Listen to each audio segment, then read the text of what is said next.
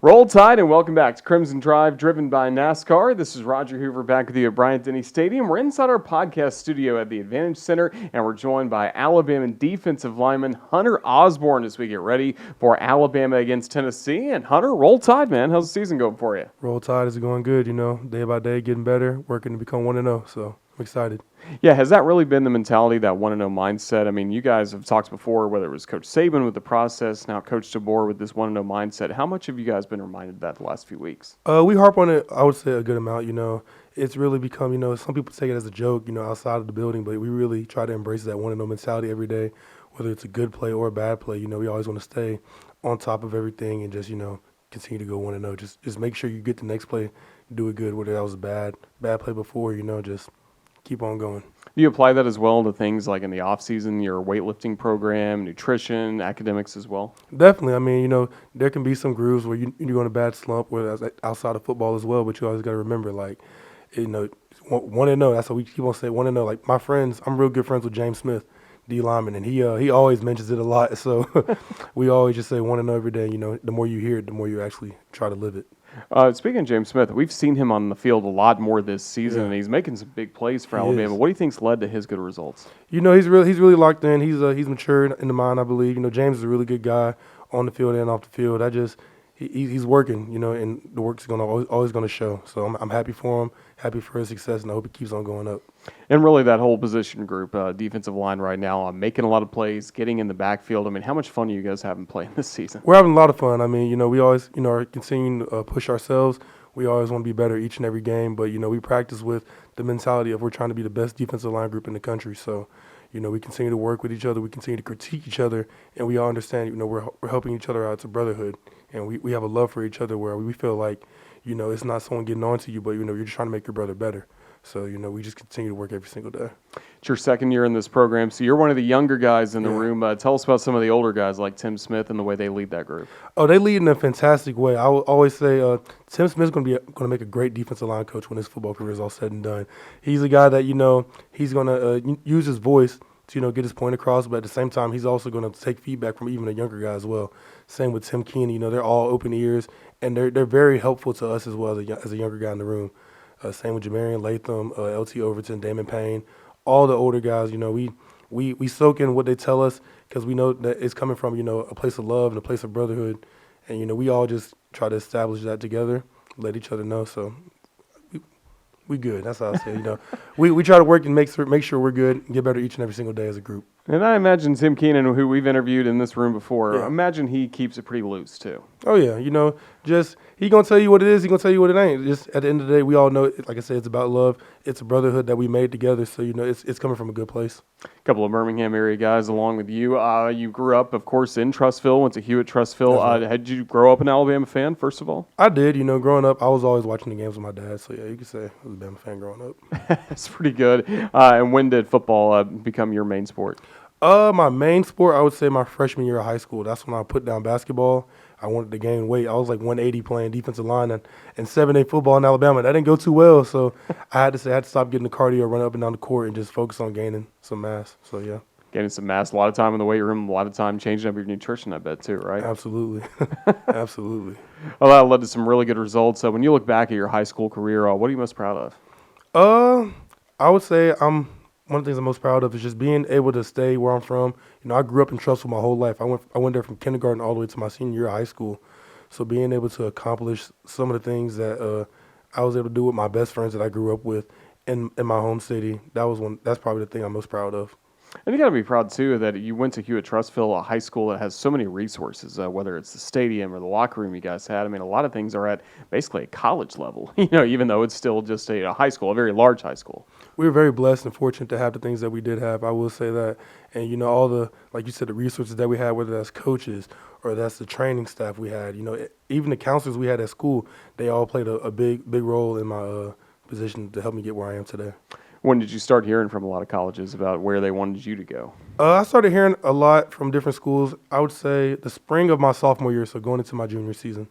That's when it really started to pick up. And then did you go to a lot of camps right after that summer? Well, that was the time when COVID was still big, and so it was kind of hard to get to those camps. But I went around, the places where it was kind of close, not too far, not too crazy. I know I went to Alabama, of course. went to Georgia, I think Florida State. Those were like the main, like just down in the South, really.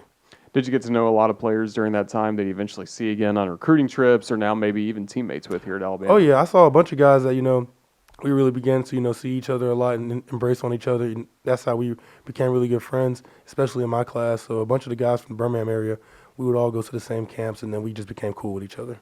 And then, of course, you're recruited by Alabama. How special was that, especially your official visit, getting to know Coach Saban, things like that? It was surreal for me, to be honest with you. Growing up as a fan, it was one of those moments that I'll cherish for the rest of my life. And I'm blessed to have the opportunity to be able to come here, see the opportunities that were that y'all had to offer for me here.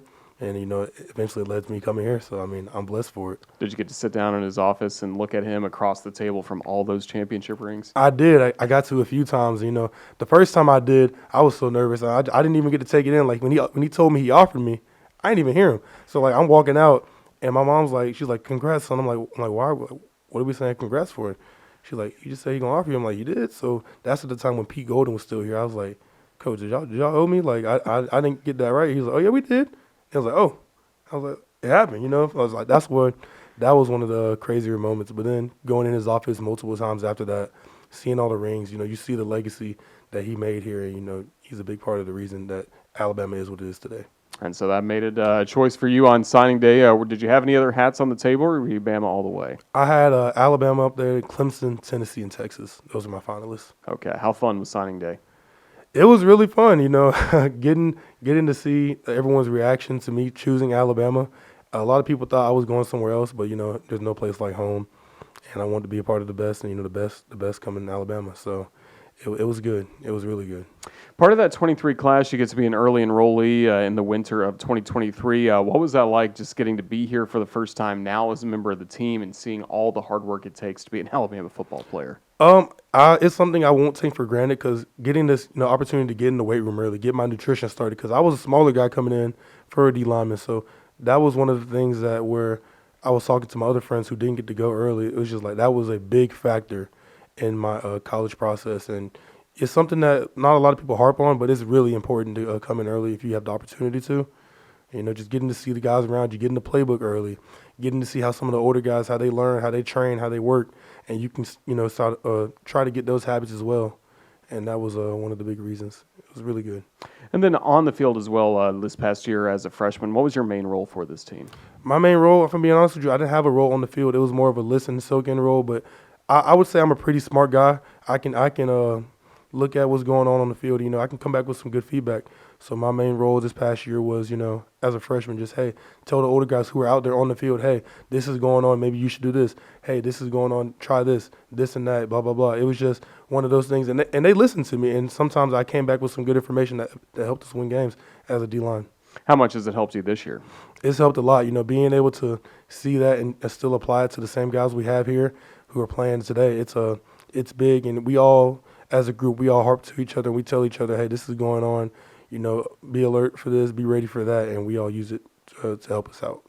And for you, you got to be part of the final team led by Coach Saban, the first team led by Kalen DeBoer. When you look back to last January, what kind of whirlwind was that, getting the news from Coach Saban on Wednesday and then meeting your new coach on Friday? So the funny thing is, going into that day when Coach Saban retired, my high school coach, I don't know how he knew, but he texted me. He was like, one of these fan sites said Saban's retiring. And you hear anything about that? I'm like, nah. I'm like, I ain't heard nothing about that. So we go into the meeting, and he starts talking, and then I can feel my hands starting to get sweaty and sweat dripping down my face. I'm like, it's about to happen. And excuse me, he came out with the news that he was retiring, but ultimately this is the place that I wanted to be. It was hard, hard for me to take in. Like, I could not believe it, honestly, just like everyone else. But at the end of the day, I said, I'm not just going to jump ship. I'm going to see who we can try and get within these next few days, because this is still Alabama at the end of the day. We're still the standard. And then we end up bringing Coach DeBoer in, a great guy. I'm blessed, and I'm so glad that I took the time to get to know him and, get the opportunity to still play for him. What stood out to you when you met him the first time? I would say his demeanor with us. He was very, very cool, calm, and collected. Obviously, he's coming into a new room. He's just coming off the championship game with Washington. So, we know who he is. He knows who we are. But, he came in, he was just like, hey, guys, I know I got to earn y'all's trust. I know I'm new here, I'm not from down here. But if you just give me time, we'll be all right. And that's turned out to be true. How much did it help having Coach Roach stay on from Coach Saban's staff over to this staff? That helped a lot. Coach Roach is he's a great dude. I know he's a Bama guy. Everyone around here knows who Freddie Roach is. So for him to stay and keep his position as a D-line coach for me, it basically, it felt the same. We still have the same interactions, same meeting room, same everything. We just work, and Coach Roach knows that, whoever's that head coach, he's going to continue to help us be the best position group that we can be. So it was good to have him stay. How do you see him lead your defensive line position kind of as a whole, and how good is he on one-on-one opportunities when you get to work with him? As a whole, he's a really good coach. We all listen in and feed into what he has to say. He knows how to get us going. He knows how to read each and every single one of us, where if one of us is having a bad day, he's able to tell before anyone else is. So he gets on top of it, before, it starts to affect our practice. And then as a one-on-one coach, he's a great coach. He's helped me critique a lot of my technique since I first came in, and I would say it's like day and night since from when I first came into the program to where I'm at now. So I have no one to credit but him for that. It's allowed you to get off to a good start this season. I believe you saw the field against Western Kentucky week 1. Yes, sir, I did. How special was it that first time? It was one of those moments where it was like, wow, it's starting to come to light, and being out there on the field was a surreal moment. Just playing in front of the fans at Bryant-Denny, always watching the games as a kid. It was kind of crazy just to be out there for yourself. Did you have the family there for that one? I did. They were all out there. They were there for that one. That's pretty special. How much does that motivate you to get on the field more?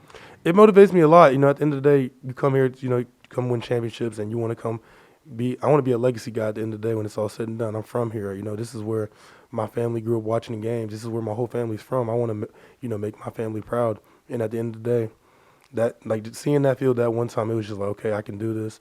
I got to keep on working, keep on striving to be better and better each and every single day so I can get more and more opportunities to get on the field. And that's what this team is working on as well as you get ready for this week against Tennessee and everything that's coming up in the second half of the schedule. What do you feel like this defense is capable of moving forward? We're capable of everything that we put our minds to.